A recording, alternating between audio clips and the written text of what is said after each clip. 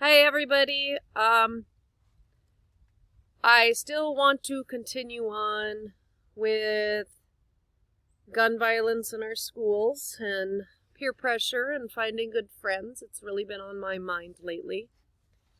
And I have my son here, Silas, 7th grade. Again, say hi. Hi. Hi. So it's been on my mind a lot. And I'm going to end this series, and my next series I think is going to be on like hot topics that are kind of currently really heated. We're doing hot like topics and make it lit. Yeah, like what our kids are hearing, elections are coming out, what it feels like to be a middle schooler with all these questions. So yeah, the gun violence is real in all our schools across the United States. And I was having conversations with my advisory, and the thought Snitches Get Stitches came up, and they said to me, Miss Helmer, you don't have to worry about that. That's not in your neighborhood. Okay, that's real in some of our neighborhoods. And we have really close relationships in my school, and I want them to always be honest with me. And they are.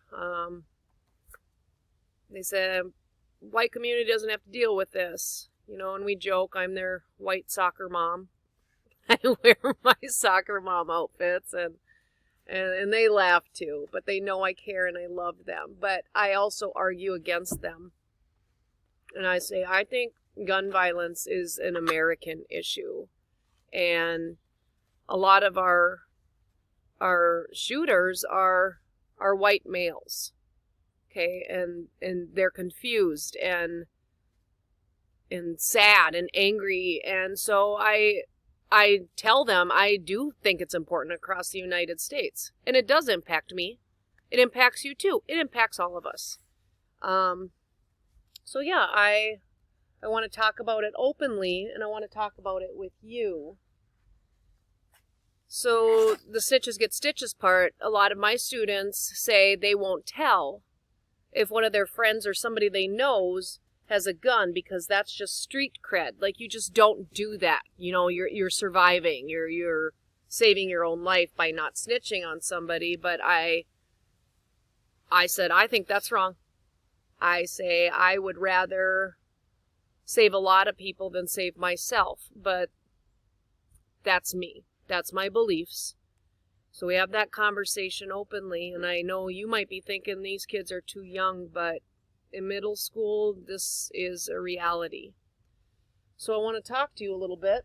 At conferences, at parent-teacher conferences, I talk also a lot about, I ask the parents, I'm like, are you happy? And I looked at the kid.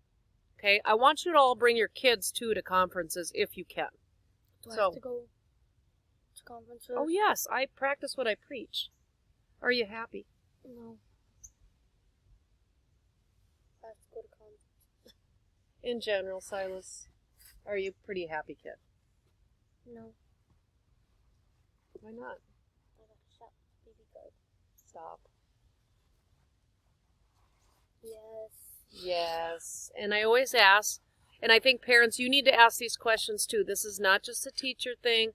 Gun violence isn't just a school thing, it's a community thing, and we need to check in on how our kids are feeling. Do you have good friends? Yep. Oh, sorry. Okay, do you have safe friends? Yeah. Smart friends? Yep. Okay, friends that you can rely on and trust? Yep. Okay. So, I need you as the parent and the teachers. We're there together at conferences, and we're checking on kind of the mental health of our kid a little bit and seeing that he's healthy and loved, feels loved. I don't feel loved. This is... Okay. You're hurting my jaw. So, and then parent, I need you to have that moral conversation with your child that if you have a friend that's going to harm... No, that's going to harm himself, but says don't tell Silas. What would you do? Tell. Who would you tell? His parents. his parents? And what if he's going to be really, really, really, really mad at you and not talk to you? I say things like, suck balls. What? We're on video. No. Yeah. You're still going to do it? Okay. What if your friend shows you a weapon? He's like, I'm going to mess someone up today. Tell the principal. No, for real. Would you really? I think you're discerning, though. See, I think you just know right and wrong. You've been that way since you're a little boy. But I think some people are going to struggle with that. I'll have those not struggling with that. Okay. So, I have this book that I go over with my kids, okay?